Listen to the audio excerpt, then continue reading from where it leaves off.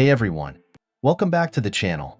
Today, we're going to talk about something that can truly transform your financial life, the debt snowball method.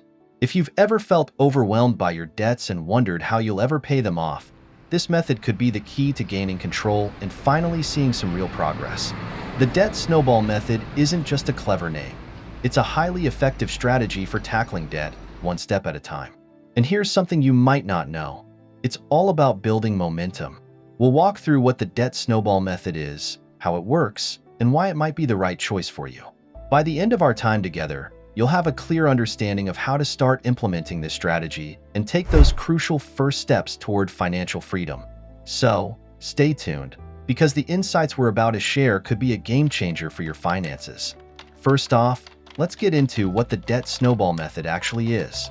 Simply put, it's a strategy where you pay off your debts starting with the smallest balance first, regardless of the interest rate. Now, you might be thinking, why not start with the highest interest rate? That's a valid point, and there's a method for that too, called the debt avalanche. But the snowball method focuses on the psychological boost you get from paying off debts quickly. So then, how does it work in practice? Well, you begin by listing all your debts from the smallest to the largest.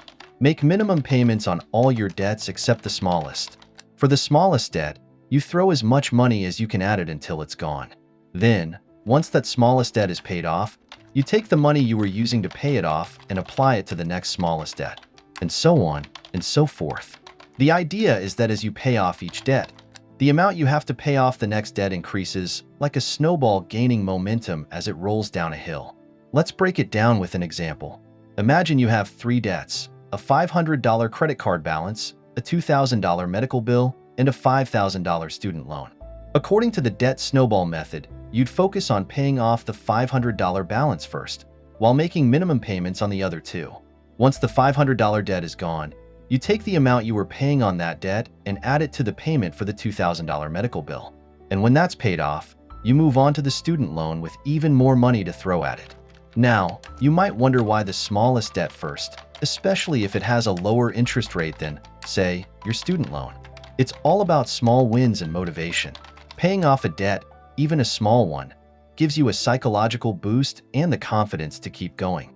And it's these little victories that keep you motivated and committed to your debt repayment journey. And another thing to consider is the emotional impact of debt. Seeing one debt disappear entirely can be incredibly liberating.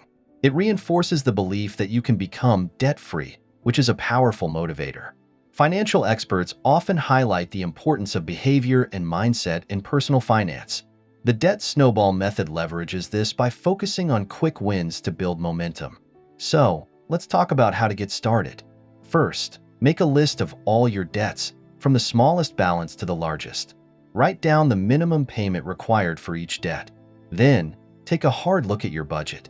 Find out how much extra money you can put toward your smallest debt each month. It might mean cutting back on some non-essential expenses or finding a way to boost your income, but every little bit helps. After that, start making minimum payments on all your debts except the smallest one. Put all the extra money you've found toward paying off that smallest debt as quickly as possible. When it's paid off, move on to the next smallest debt, adding the payment you were making on the first debt to the minimum payment on the second. Continue this process, and you'll see your debts start to disappear one by one. Now, let's address a common concern. What if an emergency comes up and you can't make extra payments for a while? Life happens, and that's okay. The key is to get back on track as soon as possible.